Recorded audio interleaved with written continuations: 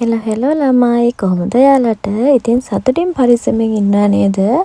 අද දවසම හොස්පිටල් එකේ ගෙවුණු දවසක් තමයි අද දවස. මොකද කියනවා නම් අද මෙඩිකල් එකක් ගන්න යන්න තිබුණා. අපේ ලංකාවේ කට්ටියම සෙන්ටර් එකකින් තමයි අපි එක්කගෙන ගියේ. එතකොට අපි කට්ටියම ගියා මෙඩිකල් එක ගන්න. මේ තියෙන්නේ අපි මෙඩිකල් එක ගන්න ගිය හොස්පිටල් එක. සාමාන්‍යයෙන් උදේ ගිහිල්ලා අපිට නම්බරයක් දුන්නා. ඒක අරගෙන අපි ඉතින් මෙතෙන්ටලා ඉඳගෙන හිටියා.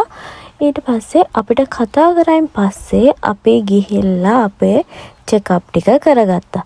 එතනින් ඇතුලේ මොනවද වුනේ කියලා කියන්න වීඩියෝ කරගන්න බැරුව ගියා. ඊට පස්සේ අපිට හරියට බඩගින්නක් ආවා. ඊට පස්සේ අපි දෙන්න ගියා කෑම කන්න. එතනම ඉස්සරහා තමයි මේ සිත්තම් තියෙන්නේ. එතකොට ඒ සිත්තමකට ගිහිල්ලා අපි ඕඩර් කරලා කෑවා. මට මේ කෑම එකේ නම නම් මතක නැහැ. හැබැයි රසයි මස් එකක් තමයි තියෙන්නේ. මේ විදිහට තමයි ඉතින් අපි කෑවේ. මේ සුප් එකත් බිව්වා. කෑම එකත් රසයි. අපි කාලා ඊට පස්සේ ආයේ තව හොස්පිටල් එකකට යන්න තියෙනවා. ඉතින් අපි ටට්ටක් ගාලා කෑවා. මොකද එතන අපිට කොච්චර වෙලා යයිද කියලා අපි දන්නේ නැති නිසා මෙතන කෑම එක කාලා තමයි අපි ආපහු මේ හොස්පිටල් එකට ගියේ. මේ තියෙන්නේ අනිත් හොස්පිටල් එක. ඉතින් මම කලින් පාර හොස්පිටල් එකට ගිහිල්ලා මගේ ඔපරේෂන් එකක් තිබුණා. ඒකේ රිපෝට් එක ගන්න තමයි මේ හොස්පිටල් එකට අද ආවේ. ඉතින් මේ හොස්පිටල් එක තියෙන යන්සාන් වල ඒකට තමයි අපි ආවේ. යන්සාන් වල මේකේ ලේඩි ડોක්ටර් කෙනෙක් ඉන්නවා.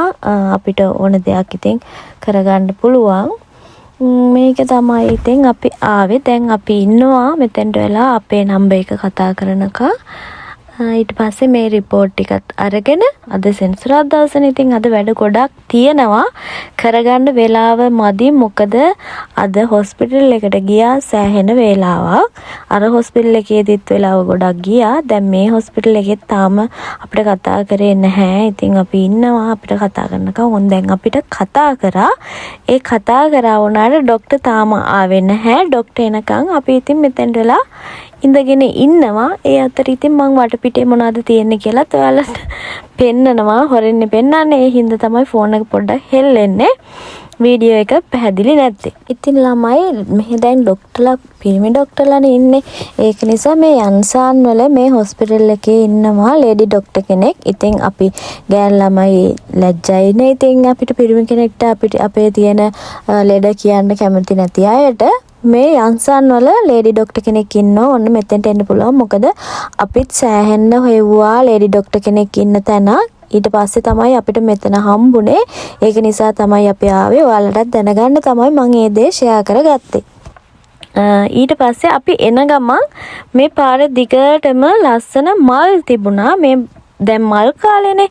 පාර දිගටම ලස්සනට මල් තියෙනවා. ඉතින් ඒ ලස්සනට තියෙන නිසා මට හිතුණා ඔයාලට වීඩියෝ කරලා පෙන්නන්න. හැබැයි S2ට ලස්සනට පෙවුණා වුණාට කැමරාවට ලොකු ලස්සනක් නැහැ කියලා මට හිතෙනවා. හැබැයි ලස්සන නිසා මම වීඩියෝ කරගත්තා. ඔයාලත් බලන්න ලස්සනයිද කියලා. ඒකට පේනවට වඩා මේ පාර දෙපැත්තේ මල් ගස් පිරීලා තියෙන නිසා ඇත්තටම හරිම ලස්සනයි. වාහනේ යන කට්ටියත් වීඩියෝ කර යනවා, නවත්තලා ෆොටෝ ගහනවා. ඒ තරම් මාරම ලස්සනයි මේ පාර දෙපැත්තට වැටලා තියෙන මල් ගස් වල. කාර් එකට හුලං ගහ ගන්න ගියා. හුලං ගහලා එදා දවසේ වැඩ ටික ඉවර කරලා අපි හැමෝම ගෙදර ගියා. ඒ විදිහට තමයි ඉතින් අද අපේ දවස ගෙවුනේ. ඉතින් මම ඔයාලත් එක්කලා දිගටම මේ වගේ වීඩියෝ ෂෙයා කරගන්න කැමතියි.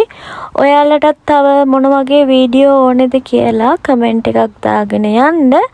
කොරියාවේ හැමදේම අපි කරන කියන දේවල් මම වීඩියෝ එකකින් ගේනවා.